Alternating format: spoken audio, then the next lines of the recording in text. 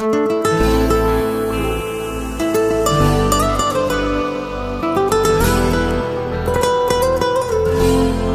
sana karışan her yerde, tutacağım ben adını senin her demde.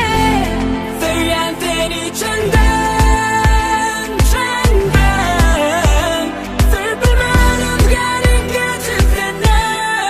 Men senden başka yok alacım, alacım yok alacım, alacım yok alacım, alacım yok. Men senden başka yok alacım, alacım yok alacım, alacım yok alacım, alacım yok.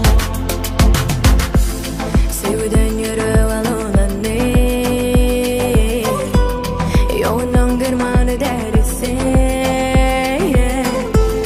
Gönlümden seni anla ne, sütçü yalanların bari. Ben sana karışan her yerde, tutacağım ben adını senin her demde. Söyleyen sen içinden,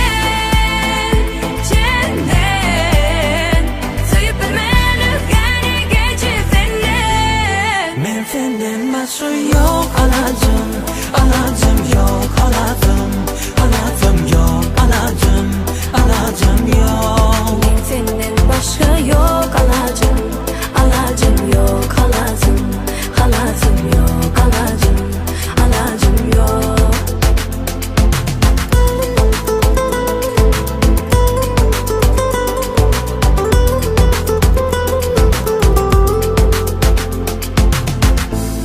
Sana böyle sevgimin çare yok.